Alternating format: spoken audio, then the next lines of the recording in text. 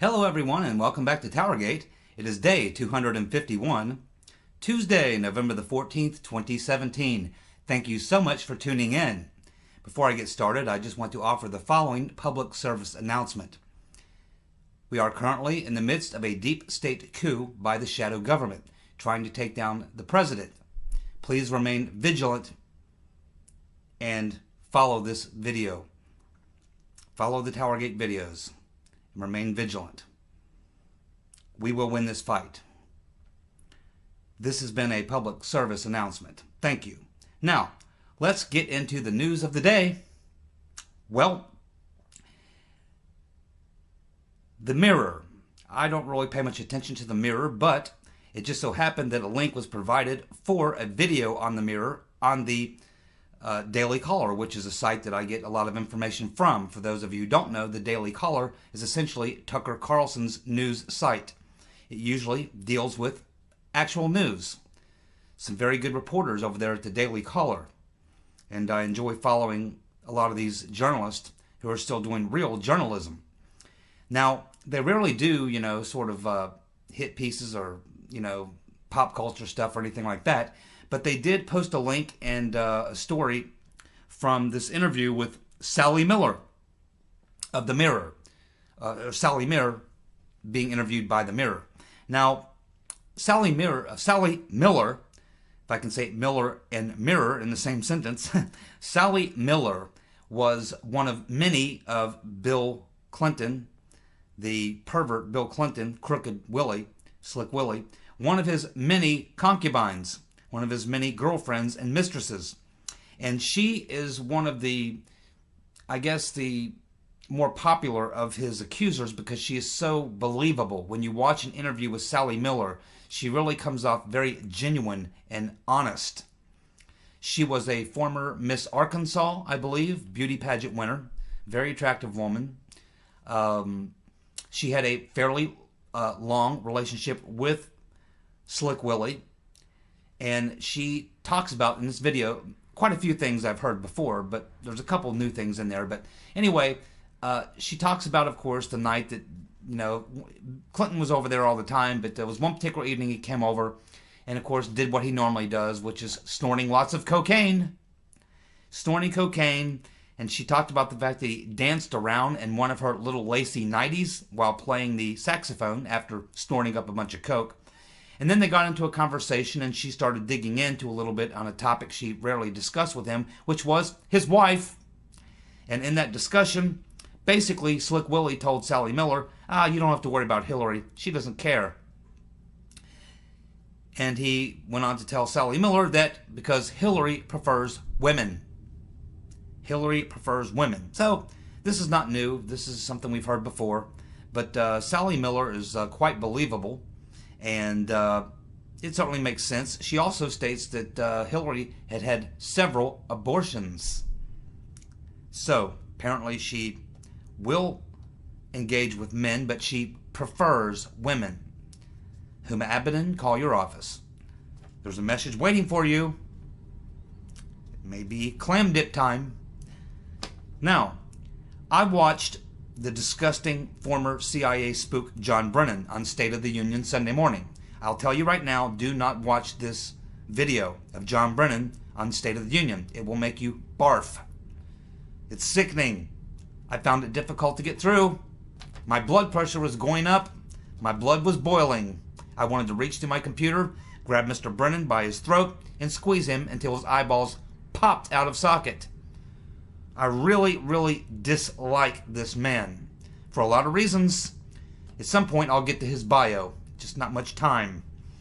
Now, he said something, and he's talking about, they're talking about, of course, this little meeting that Trump had with Putin, and Brennan is suggesting on State of the Union that that Trump is afraid of Putin or intimidated by Putin or being outsmarted or outplayed by Putin, which is ridiculous.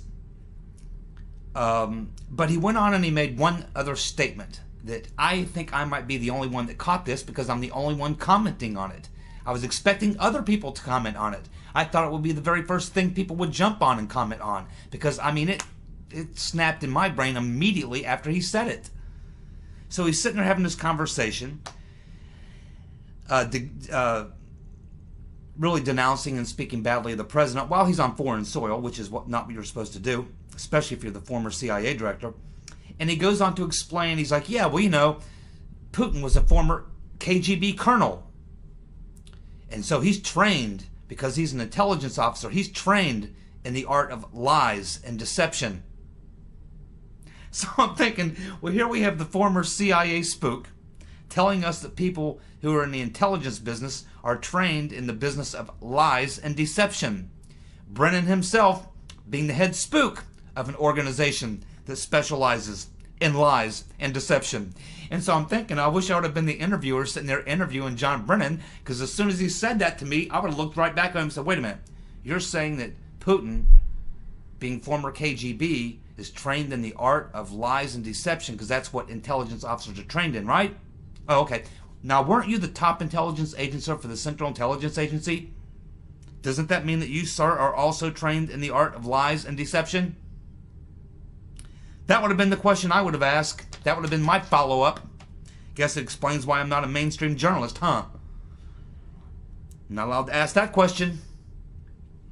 He's a despicable, despicable man. He's a demon. So, anyway, I just, you know, if you didn't see that John Brennan appearance on State of the Union, if you have a vomit bag, you might want to watch it, but otherwise I wouldn't recommend it. So, let's move on to the next topic. You know, I have covered, for those of you who watch my TowerGate videos, you know I have covered the dossier. I think I've covered it better, as good or better than anybody, you know, with the exception of maybe some of my sources. I mean, Chuck Ross has covered the story very, very well. He's probably on it more than anybody. There's that reporter, I don't know who they are, but the journalist, a really good journalist over there at Vanity Fair, who did a great piece on the dossier back in the late summer. But I've been watching the dossier, and of course I've been following very closely, watching the two civil cases going on in the case in the UK, which is Mr. Gubarev versus Christopher Steele, and in Florida, the civil case, Mr. Gubarev versus BuzzFeed. And we're learning so much from the court filings and from the depositions and from the information we're getting from the attorneys representing BuzzFeed and Christopher Steele. That's really where a lot of the really good information is coming from. So I'm sitting back just thinking about this, watching some video, watching a Dick Morris video, and he's talking about the dossier. And it's really beginning to dawn on me what we might actually be looking here. Now, this is a theory, but I've been watching this dossier as close as anybody, as most of you know who watch my videos. So therefore, you're probably, if you watch my videos, you're up on the dossier as much as I am. Because if you've been watching my videos, you know I cover the dossier. I check every day for any little minuscule piece of information about it, because it's crucial. It is crucial to everything that is going on with the deep state coup and with all the corruption, the eavesdropping, the unmasking, the surveillance, the whole 9 yards. The dossier became the source. It became the reason that all these things were able to be set in motion. It's critical to everything that we talk about here on TowerGate. So I'm sitting back thinking about this and thinking about this, and I've covered it so much, I have so much information on it, that I've got to tell you guys, it is really starting to become very clear in my mind. And this is a theory, and I could be wrong, but I just want to throw it out there and see what you guys think. We learned from Mr. Gubarev's attorney and the memos that were released from the deposition and the court filings of the case in the UK that Christopher Steele is claiming that he never ever spoke to any of the Russian sources personally or directly, that all of the communication from these Russian sources was done through intermediaries. But we've never been told who the intermediaries are. We've never been told their names. We've never been told their station in life, whether they're legal people, whether they're government people, whether they're Russians, whether they're Brits, whether they're Americans, whether they're somehow connected to governments, whether they're private individuals, intelligence individuals. We don't know. All we ever get is intermediaries. Now let's go back and look at some of the other connections that we're learning about and what we've learned in the last couple of weeks. We've learned after a year of denying it or lying by omission, we learn that the Rotten Reverend Clinton was the one who paid for the dossier. We have learned that that was done through her attorney, Mark Elias, who works for Perkins and Coie. We've also learned that John Podesta's attorney is also Mark Elias. We've also learned that Mark Elias is the one who brought in CrowdStrike, because he also represents the DNC. He was Rotten Reverend Clinton's general counsel for her political campaign, the Hillary for America campaign for the 2016 presidency. Then we see the connection between of course, Podesta and Clinton. Podesta and now we learn the connection we now have between Podesta and Glen Simpson of GPS Fusion, because we now learn that Glen Simpson, of course, met with Veselnitskaya before the secret meeting, the setup at Trump Tower, before and after. We also learn now that John Podesta met with Glen Simpson of Fusion GPS after the January 10th release of the dossier by BuzzFeed. So we're starting to put these pieces together, and then we're looking at the UK case where Christopher Steele is distancing himself as far as he can from the whole thing. He's not talking about talking to any Russian sources. He's talking about talking to intermediaries who he gave money to. Money was given to Christopher Steele. Christopher Steele gave the money to intermediaries who then gave it to these Russian sources listed in the dossier as source A, B, C, D, and F. Some of them, two of which have been identified. Actually, 3 have been identified. One turns to be deceased now. He had a mysterious death at Christmas time last year. So we're learning about these various players, and when you look at these people, none of these Russian sources have come forward and said anything. Veselnitskaya says she had no information about Hillary emails or anything like that. She was there in that so-called meeting to talk about the Magnitsky Act. When you begin to look at it and think about it, it's becoming kind of clear to me that maybe this entire dossier was nothing more than a story. And the screenplay writers of this story were Glen Simpson and John Podesta. And the executive producer, the Rotten Reverend Clinton. That's what it looks like to me. It's starting to look like this entire dossier was an idea by Glen Simpson of Fusion GPS, who collaborated with his buddy John Podesta and probably said, hey, how about this? And they put this story together and sold it to the Rotten Reverend, just like you'd sell her any other product, and she bought for $12.2 million. And that Christopher Steele was nothing more than a straw man who they paid just to use as a backup source, just to use his name, because he had a former position in the British government as the head of intelligence in Moscow. He also has a close relationship and has worked with the CIA and the FBI in the past. So he had all this credibility. He had this street cred, someone that you could bank it on, the person who would give the story its credibility, which is what the story needed to be able to be pushed and sold and bought. It looks to me like the dossier was a story written by Glen Steele of Fusion GPS, with John Podesta probably helping out. The Rotten Reverend is the one who paid for it, paid dearly, over $12 million. And Christopher Steele was just the straw man to use to give the story credibility. And as far as these Russian sources, they probably didn't even exist. Yeah, we know that a couple of them exist in, as far as they are actual people, but they haven't said anything. They're not talking about anything. Why aren't they being questioned? Why isn't anybody asking them? Why aren't they volunteering? They apparently have no interest. We know Sir Andrew Wood is disputing John McCain's accounts of exactly how he came to learn about the dossier and how he got the dossier. We're also looking at the money. If, in fact, there was $12.2 million paid to Perkins and Coie, the law firm, and then Mark Elias was the one who actually took care of the money and spent the money for the Rotten Reverend Clinton campaign. And if they're only showing that Christopher Steele got $167,000, and they're showing that the total cost of paying GPS Fusion was only about $1 million, 1.3, then that means that there's about $9.5 million unaccounted for. Don't you think that the rotten Reverend Clinton would want to know where $9.5 million of her money went? If only $167,000 was for Christopher Steele to be the straw man, and if only a little over $1 million was paid to Fusion GPS for their efforts, then what happened to the other $9.5 million, and what was it used for? Now, Devin Nunes thinks some of that money was used to pay journalists to spread the phony dossier, which I believe now was simply a story, a screenplay. Could even be turned into a movie. Maybe that was the plan. Maybe after that, after the election, Podesta and Glen Simpson were going to sell it to a Hollywood movie production company as a screenplay.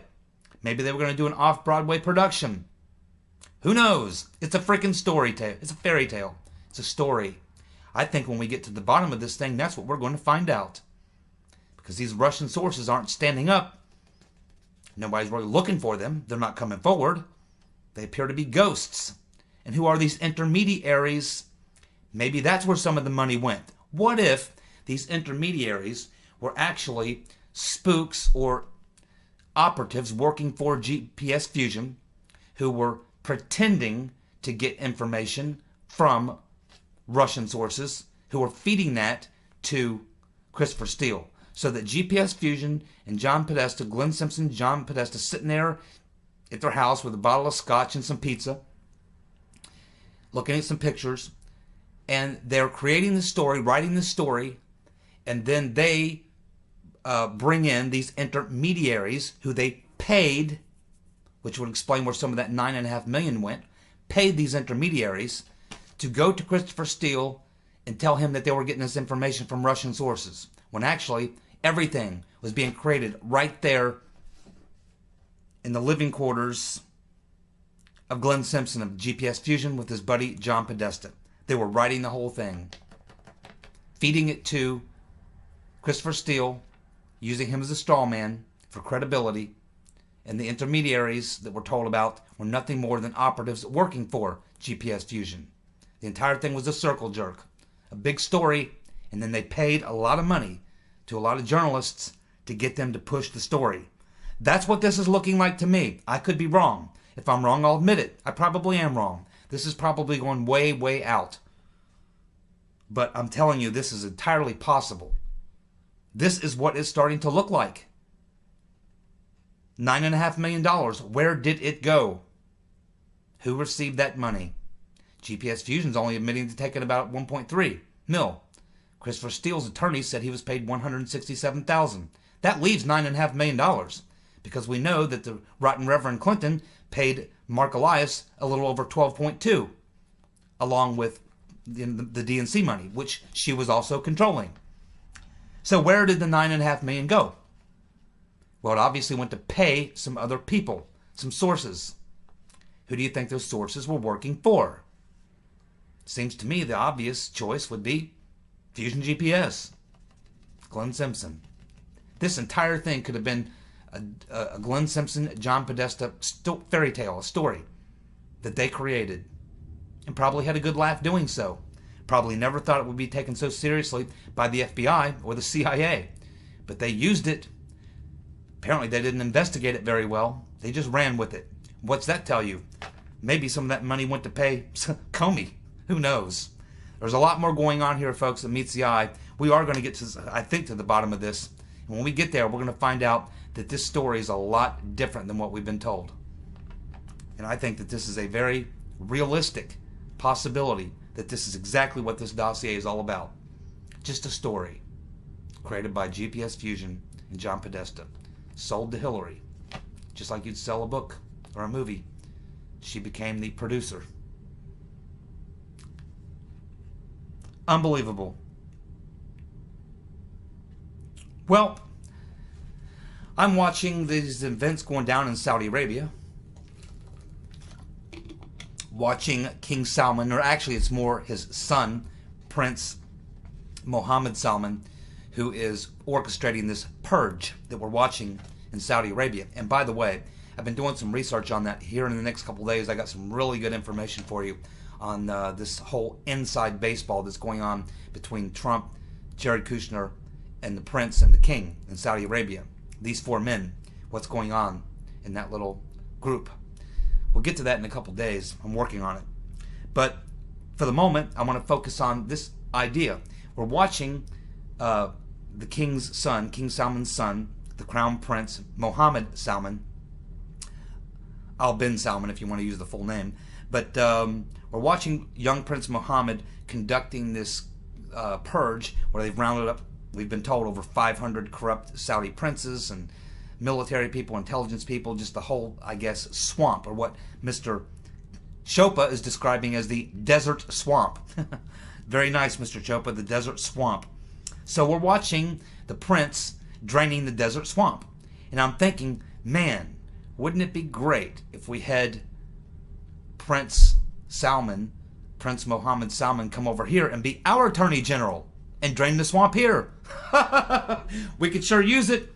After all, we've got the eager beaver, the overachiever, Jeff Sessions. Wait a minute. Gotta get my Jeff Sessions glasses. Here we go. There we go. Hi, Jeff Sessions. I know a lot of you are watching these events over in Saudi Arabia. It's extraordinary.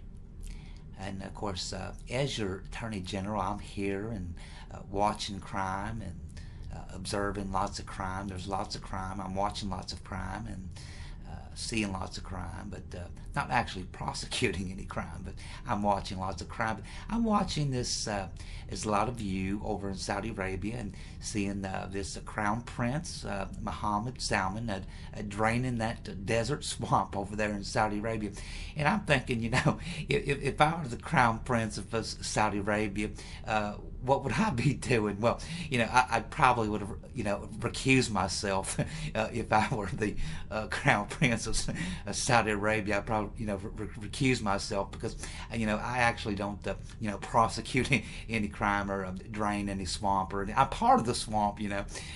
We you know, the swamp. I mean, we help each other out and. You know, we take care of, you know, one another and look out for one another. It's the swamp. I mean, I'm part of it. But if I were the Crown Prince of Saudi Arabia, yeah, I would probably have, you know, recused myself. But still, it's interesting to watch. You know, the Crown Prince drain that desert swamp over there in Saudi Arabia. Of course, you know, here in D.C., we have our own swamp. But you know, I like to go to bed about 9. I like a warm cup of milk and some cookies and read a little bedtime story and you know, watch a little TV and you know, go to bed. I like to sleep in. I like to get up when the sun is warm and look out the window and just you know, think about lots of crime and you know, watch lots of crime. I don't actually prosecute any crime, but I do like to watch a lot of crime and you know, folks. I gotta tell. Wait a minute. Holy smoke! This just in. You're not gonna believe this. Holy smoke. Golly, Sergeant Carter. Shazam! Miracles do happen, Sergeant Carter. Miracles do happen. It's true blue.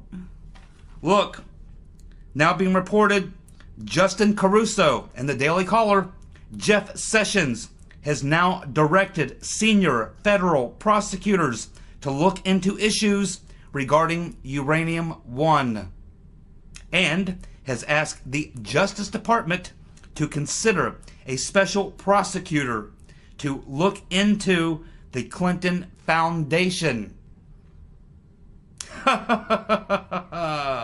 What do you think of that, folks? The eager beaver, the overachiever.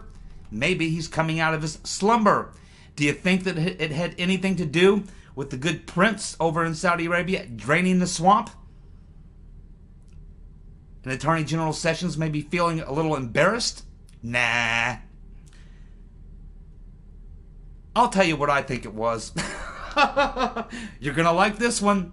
Here's what may have motivated Attorney General Sessions.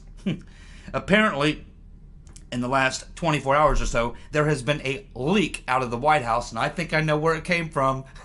And this leak is suggesting that the White House is considering sending Jeff Sessions back to Alabama and making him again the U.S. Senator, and then replacing him as Attorney General.